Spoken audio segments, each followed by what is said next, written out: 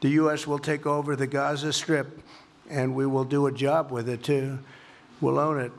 President Trump has called for the US to take control of the Gaza Strip and for nearly 2 million Palestinians to leave the territory.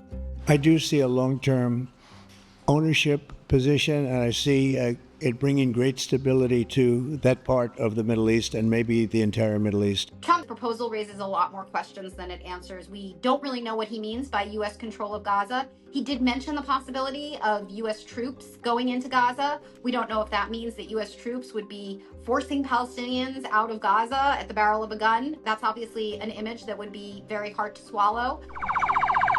We don't know if it means that U.S. troops would be responsible for clearing Hamas out of Gaza.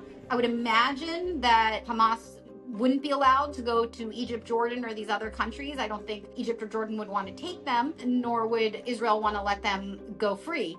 So you would have this remnant of Hamas that would remain there. Who would fight against them? You know, is he willing to put U.S. lives on the line for this? There's a lot of questions here that really we don't know the answer to.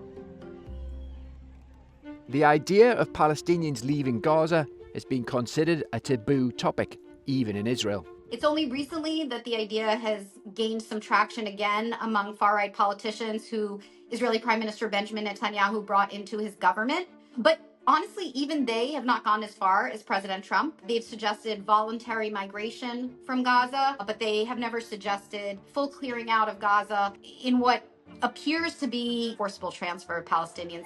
I would just underline the idea that the feasibility of this plan is very much a long shot. So the question is, what exactly is Trump's aim here? What's he trying to do? Benjamin Netanyahu went to the U.S. to meet with Trump. He had a long list of pressing issues that he needed to speak about. Top among them was ending the war in Gaza, freeing the remaining hostages. There's also the issue of confronting Iran, which has always been a top issue for Netanyahu. Those are very difficult questions to answer. So I don't really know that there's some master plan beyond just Trump likes to think out of the box. He likes to propose disruptive ideas, but you always have to think, what are the risks of the disruption?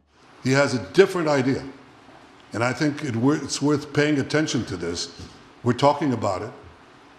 He's exploring it with his people, with his staff. I think it's something that could change history, and it's worthwhile really pursuing this avenue. With 2/3 of buildings damaged or destroyed, the UN believes rebuilding Gaza could cost up to $40 billion.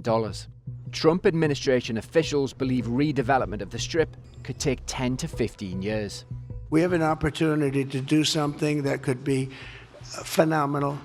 And I don't want to be cute, I don't want to be a wise guy, but the Riviera of the Middle East, this could be something that could be so bad, this could be so magnificent. Trump is at his core, he's a real estate guy, and so he definitely has talked about Gaza as sort of this phenomenal coastal location that could be really beautiful. He certainly talks about it in a very business way where he sees an opportunity there from a real estate perspective. On the one hand, we should take him very seriously when he makes these proposals, and I'm sure that people in the region are taking him seriously, but I also think that there is the possibility that he's giving himself different options. Obviously, he wants normalization with the Saudis and the Israelis. Could this be a bargaining chip?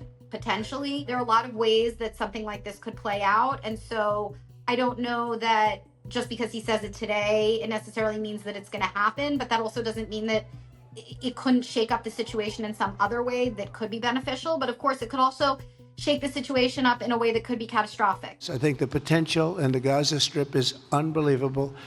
And I think the entire world, representatives from all over the world will be there, and they'll live there. Palestinians also. Palestinians will live there. Many people will live there.